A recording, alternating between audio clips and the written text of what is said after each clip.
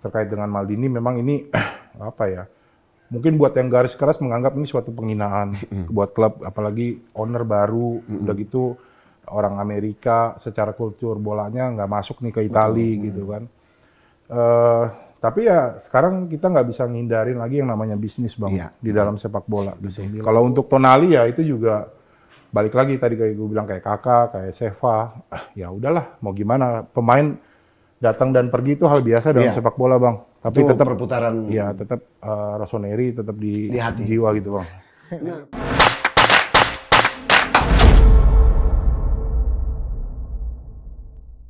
Halo supporters, welcome to Pinball, Opini Footballs.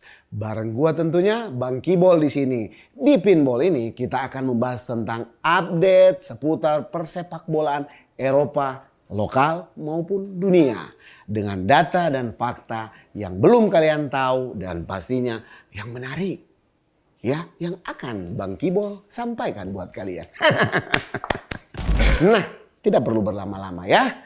Di episode pertama ini spesial banget Bang Kibol dan tim mengundang Milanisti Indonesia. Tamu pertama kita dari Milanisti Indonesia. Ya, Bang Botak tidak perlu memperkenalkan. Biarlah mereka memperkenalkan diri mereka masing-masing. Toh mereka juga udah gede. Kita mulai dari yang sana dulu.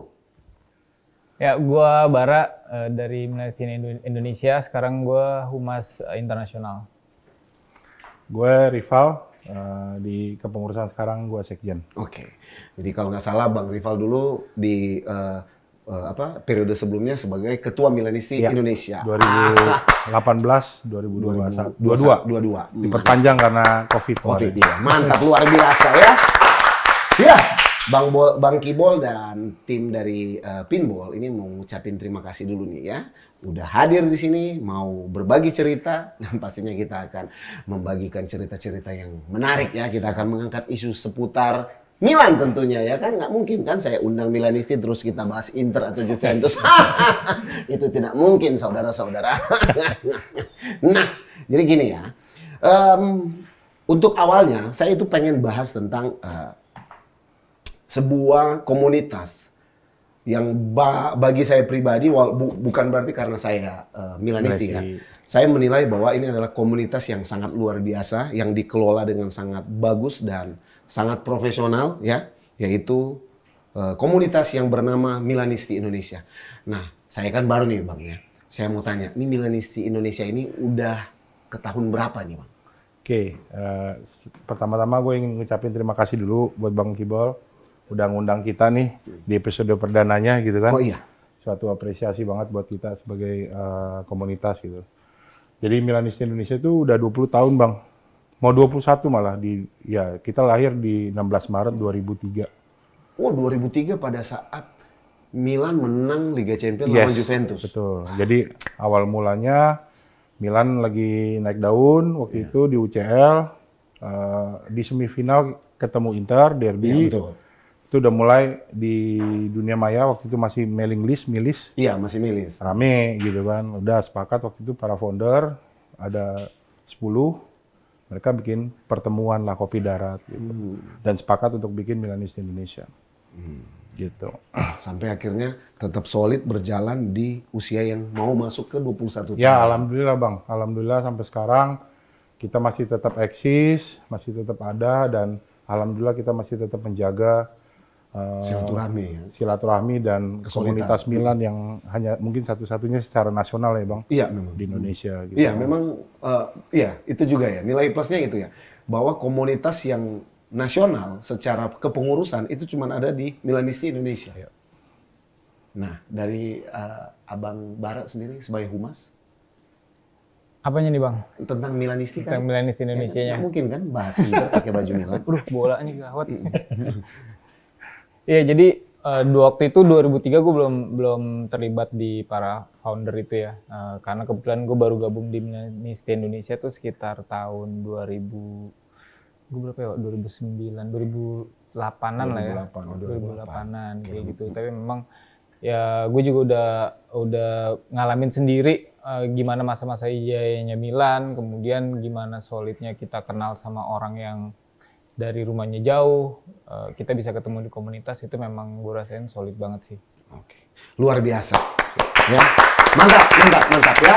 Dan saya sendiri, Bang Kibol juga ngerasain ya, bagaimana impact daripada solid dan eratnya keterikatan Milanisti Indonesia ini. Luar biasa pokoknya. Nah, sekarang ini nih Bang ya, kita kan akan membahas tentang perjalanan daripada Milan di musim 2023-2024. Klub kesayangan kita, klub kebanggaannya kita ya. Yang ibarat kata mungkin kalau kita putus cinta nggak masalah. Yang penting kita jangan sakit hati ngelihat Milan yang porak-poranda.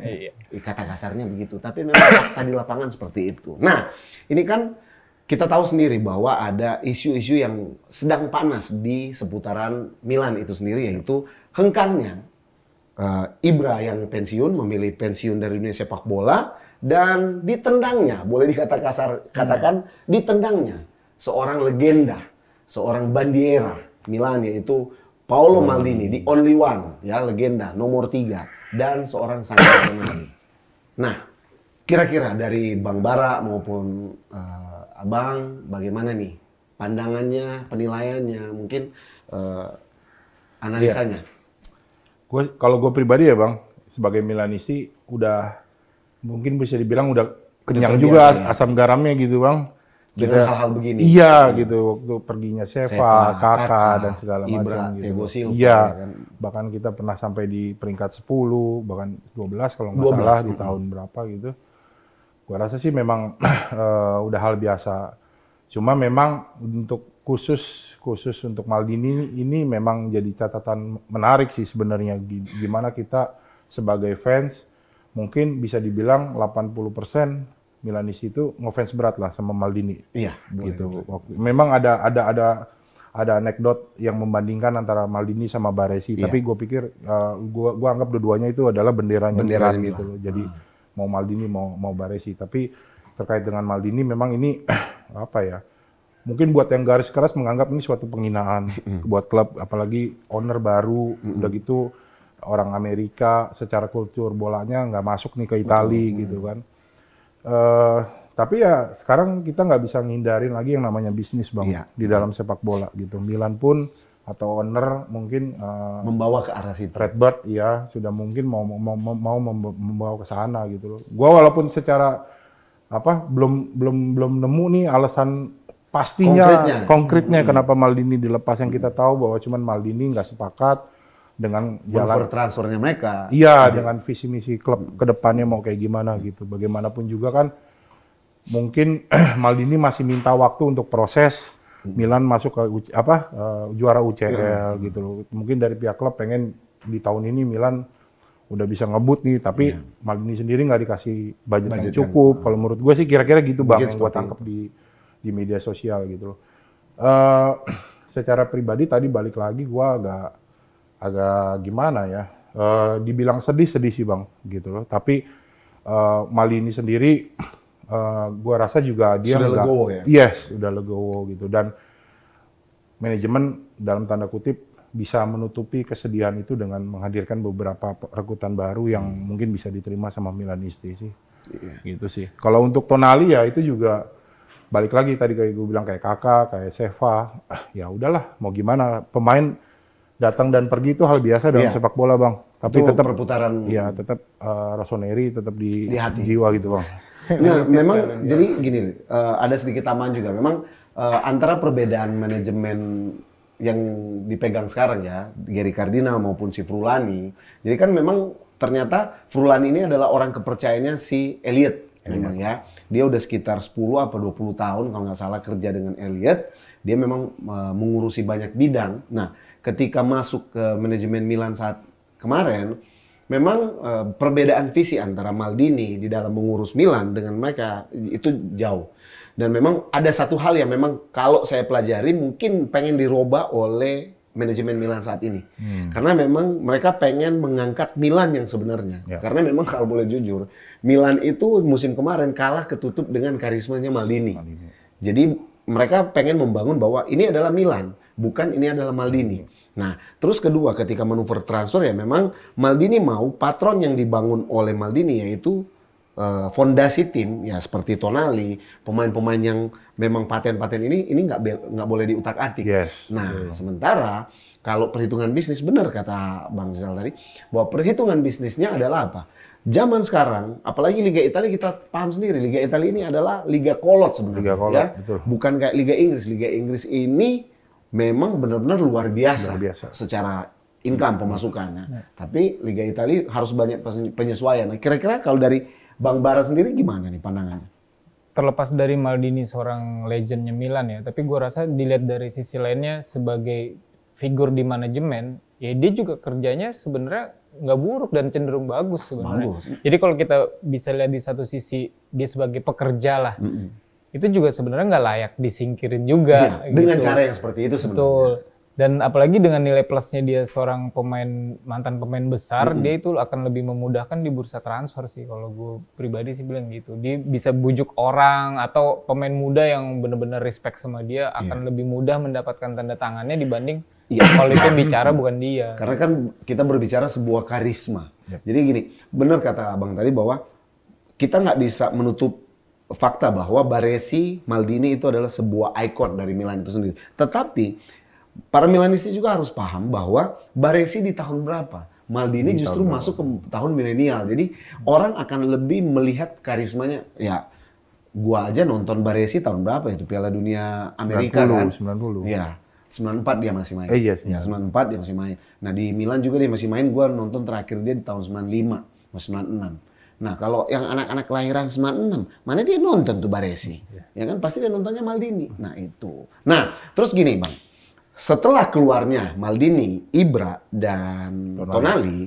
Nah, kalau Ibra dan Maldini ini kenapa gue cap agak fundamental? Karena secara mentalitas mereka karakter, mereka itu membawa kepada tim yang dibangun ya kan. Karena kita tahu sendiri, Pioli ini boleh dibilang adalah pelatih yang sebenarnya penuh dengan caci maki ketika direkrut oleh Maldini dan Boban pada saat itu ya kan. Untuk menggantikan si Giampaolo. Tapi ternyata bisa berhasil meracik pemain Milan yang ala kadarnya boleh dibilang banyak statement dari orang di luar sana mengatakan bahwa ini adalah tim Milan gerasa gerusuk dengan kualitas pemain mediocre.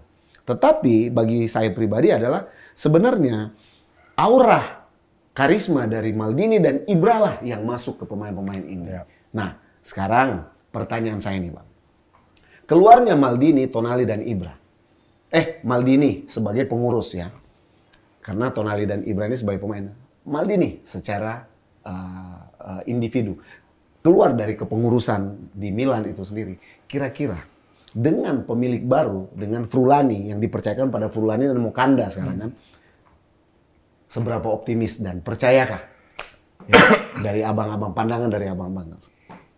Kalau gue sih kurang ya, karena maksud gue dengan tadi kehilangan figur Maldini buat dapetin tanda tangan pemain, terus juga karakter yang kuat dari Maldini dan Ibra itu hilang secara bersamaan. Ini akan kehilangan sosok nih, kecuali nanti Ibra dimasukin ke manajemen ya, entah jadi apa gitu. Tapi kalau sekarang gue belum lihat apa yang bisa jadi pemantik api dari pemain Milan. Gitu sih, Bang. Jadi pelecut ya. Iya, kalau menurut gue gini Bang, mungkin Milan bisa dapetin pemain siapa saja gitu loh. Dengan uang? Dengan uang gitu loh. Nah yang jadi problem adalah mentalitas. Bukan, bagaimana dengan pemain-pemain yang kemarin sudah direkrut waktu zamannya Maldini, yang semuanya respect dengan Maldini gitu kan, kayak Theo, kayak Salamakers, Maignan, iya. Theo itu kan sampai bilang, gua nggak akan mau ke Milan kalau Maldini nggak langsung nelfon gua gitu kan. Dia kan secara personal, secara personal ya. Itu yang gua khawatirin sebenarnya di musim ini, apakah Milan akan bisa jaya atau tidak adalah bagaimana reaksi pemain-pemain yang ada di sekarang menyikapi kondisi manajemen yang ada sekarang. Iya, karena memang gini loh Bang, gue juga menganalisa dari beberapa tahun belakangan, dari zamannya Silvio Berlusconi yang udah almarhum. Milan ini dalam membangun sebuah tim, dia butuh figur panutan. Betul. Zaman dulu ada Baresi, ada Mauro Tassotti, ya kan? Nah, sesudah generasi mereka diganti oleh Paolo Maldini, ya kan? Ada Nesta. Tapi Maldini lah patronnya. Nah, sesudah Maldini out, ada Ibra yang terakhir kali Milan mencicipi Scudetto di 2012-2011 kan. Nah, selepas mereka cabut justru itulah kehancurannya Milan. Nah, Maldini masuk, Ibra masuk, mental balik lagi nih. Juara lagi. Mereka bisa Scudetto lagi dan kemarin bisa jadi semifinalis Liga Champion loh. Dengan skuad seperti itu. Nah, sekarang Maldini out, Ibra out. Nah, kita akan melihat. Karena itu kan beberapa forum pembahasan tentang Milan. Memang bursa transfer Milan ini agak menarik ya. Karena pemain-pemain yang didatangkan pun bukan pemain-pemain yang jelek. Boleh dibilang bahwa ini pemain-pemain yang multifungsi dan punya kualitas bagus. Nah, kita akan melihat hasil konkretnya itu adalah ketika musim sudah berjalan. Nah, harapannya sih sebenarnya ya semoga saja memang bagus. Oke? Nah, tapi mohon maaf nih. Saya melihat abang-abangku sayang ini kayaknya udah mulai seret nih lah. Mau minum ya? Boleh. Minum apa? Susu? Boleh kalau ada. Kopi. Enggak, maaf. Kita di sini tidak menyajikan susu. Ada asisten saya yang sangat seksi, sangat bahenol, yang cantik, yang baik hati akan membawakan kalian minuman. Ayo, sini. Aduh. Masuk. Selamat sore. Aduh, selamat sore. Aduh, ternyata dia juga Milanisti. Oh iya, sama. Siap lah, maaf ya. Coba tanya Milanisti dari tahun berapa? Semenjak nikah sama gue. Oh, gitu. Siapa itu dia? Nih, diminum ya. Silakan. Ya, makasih. Makasih. Ya. Makasih, Mbak. Gila ya. Kalau seandainya yang melayani Mas seperti ini mah, semangatnya nggak pernah kendor, Bang. Ini minum, ya. Nih, sayang. Minum, sayang. Iya. Yuk, kita cheers dulu ya. Biar kayak orang-orang Eropa harus ada cheers. Ya. Forza Milan. Hai.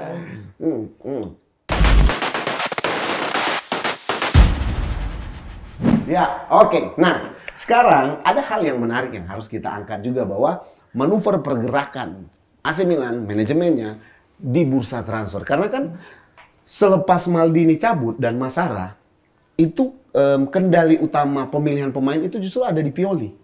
Jadi Pioli memilih pemain, lempar ke Mokanda, Mokanda menganalisa, dan lempar ke Frulani untuk mengeksekusi transfernya.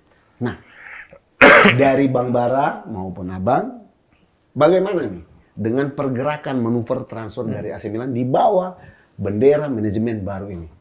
Frulani, Mokanda, dan udah Kardinal itu bos itu. Kalau manajemen yang sekarang, istilahnya siapapun manajemennya kalau punya duit dari penjualan Tonali sih, ya bisa lebih napas lah. Bisa coba kalau nggak napas. jual Tonali kan? Iya, kalau Maldini dulu kan, kamu harus cuma juara champion. 30 juta. Mau kasih duitnya berapa bos? 30 juta. Ya. Kayak gitu. Cuma makanya itu gerakannya itu baru gue lihat di Pulisic sih, Bang. Iya ya, paling konkret ya. Paling konkret yang bisa, paling nggak bawa gairah baru lah kalau nih orang punya level yang agak upgrade. Dia setara hampir sama kayak Theo sama Leao sebenarnya. Iya, mendekati di Leao sama Theo lah. Paling nggak dia bisa jadi perubah permainan lah dengan masuknya dia. Ya. Cuma yang lainnya belum gue lihat sih, si Romero masih terlalu muda. Oh iya, dia 18 tahun, Bang. Mungkin nanti seiring dengan kesempatan bisa mulai kelihatan. Kalau si Loftus-Cheek, si Reinders ini juga gue ngeliat kalau di YouTube ya oke lah, dia pemain yang memang dibutuhkan. YouTube mah bagus, Bang. Iya. Saya aja kalau main mah kalau di YouTube dipotong-potong, edit mah jadi bagus saya main. Ya kan?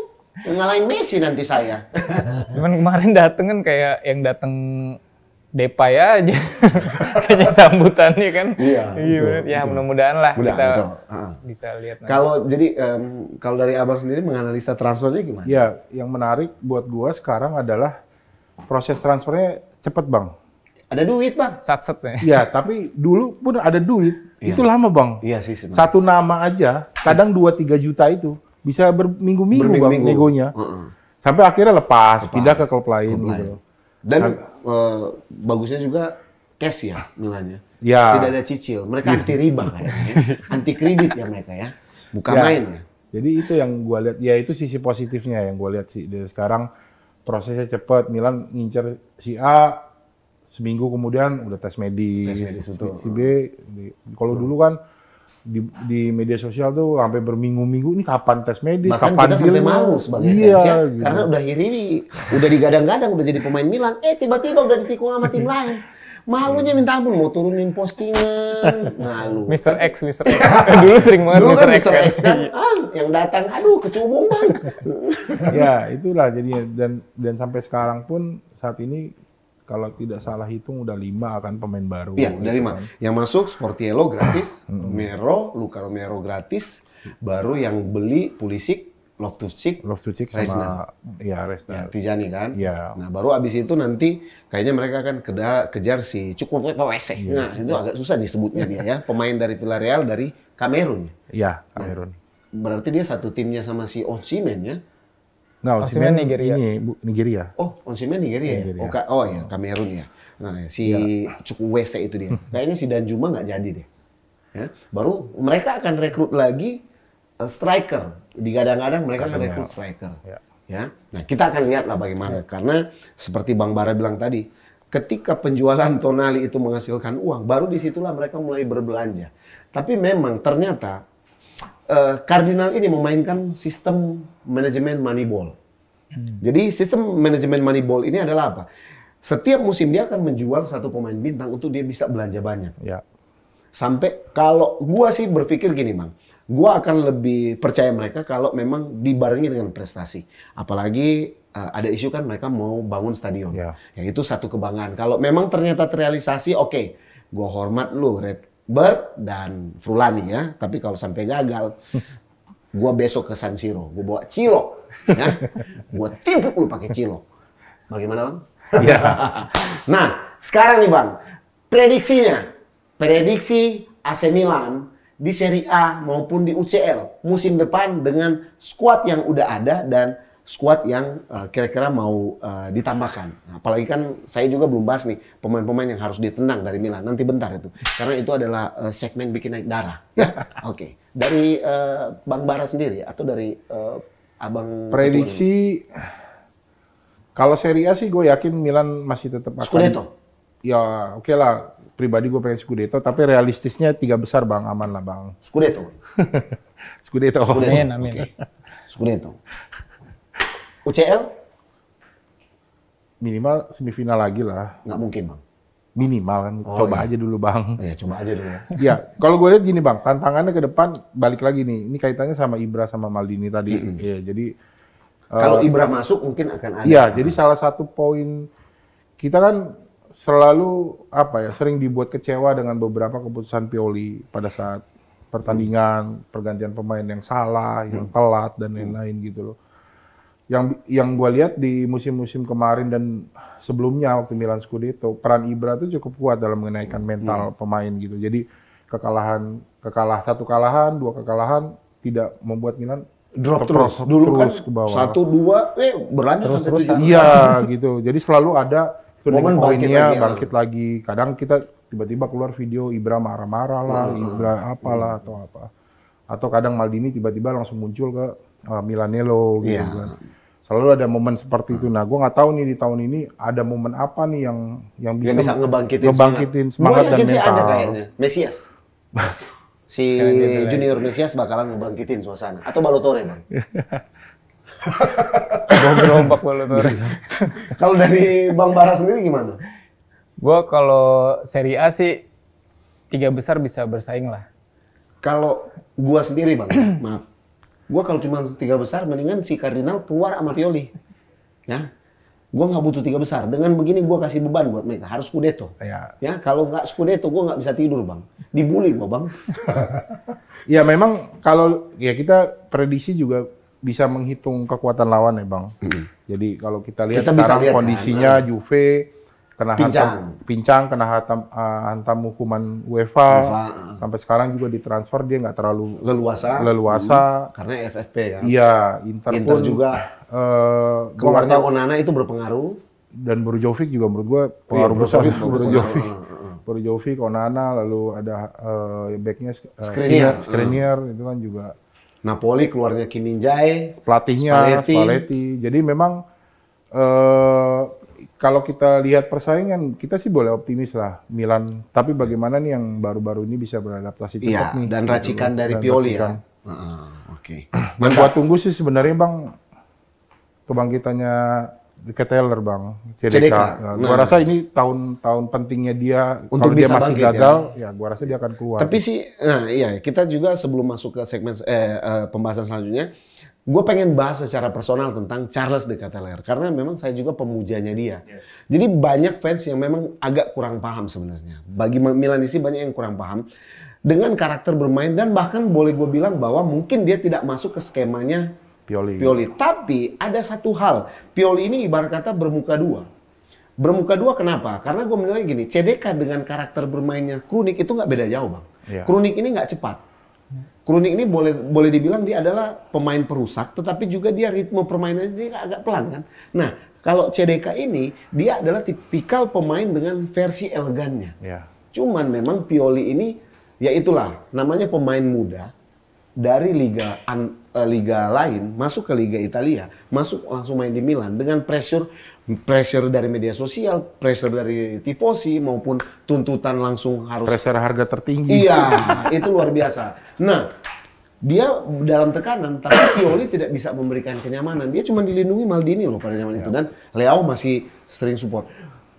Ada isu terbaru bahwa dia mau dijual, tetapi CDK nggak mau. Dia lebih milih bertahan. Dia pengen membuktikan diri. Nah itu gue support. Gue butuh semangatnya dia, karena gue mengharapkan banget. Ini pemain stylish ini dia susah loh untuk ditemukan, karena dia kalau sampai meledak bang, udah kayak ongol-ongol dia meledak nih bang. Ya, melebar mana-mana. Mantap, luar biasa ya. Ya semoga lah harapan kita Milan bisa Scudetto di Serie A dan di UCL oke lah. Dia mau perempat final lolos grup lah paling nggak. Lolos grup aja, gue nggak mau muluk-muluk bang. Yang penting dia lolos, yang penting Scudetto bang. Kalau dia Scudetto itu wah gimana ya bang, kita happy ya, kayak orgasme gitu bang. Nah ya kita sebelum masuk ke pertanyaan selanjutnya, kita ada sesuatu yang menarik dari pinball ini bang. Saya ini kebetulan baru dapat harta warisan dari Arab bang, ya. Jadi mau bagi-bagi hadiah dulu buat para pencinta pinball ya.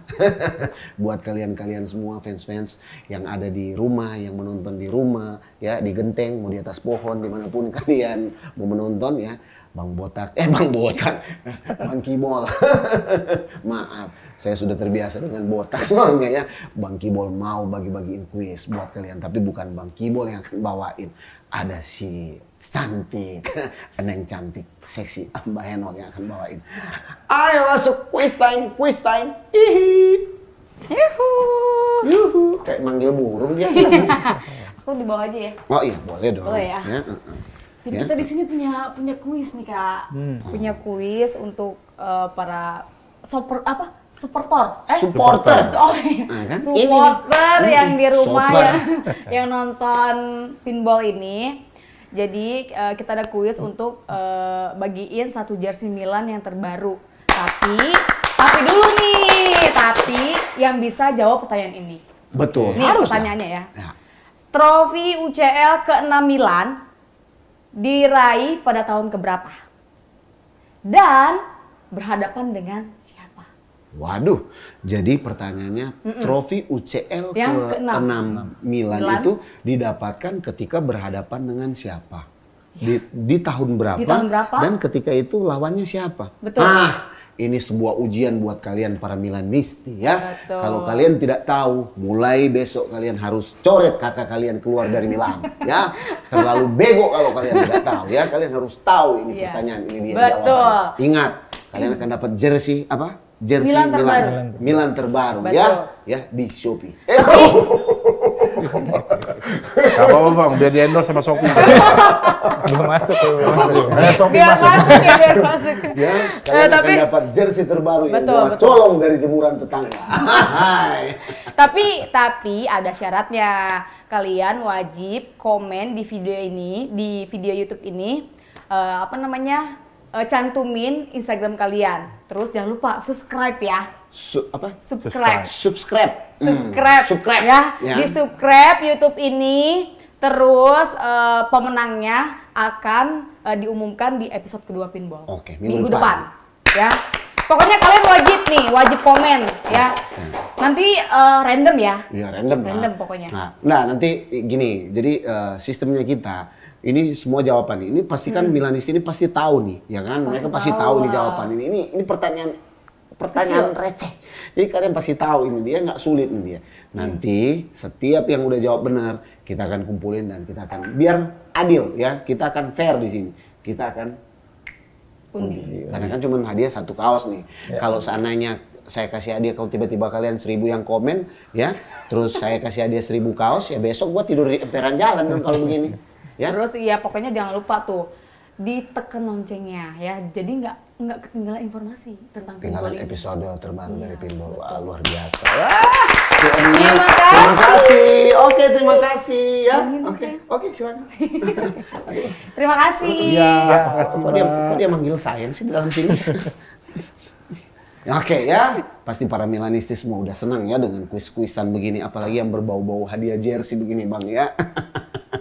Nah, ini belum selesai karena ada satu pembahasan yang menarik ya buat para Milanisti dan pengurus Milanisti Indonesia di sini.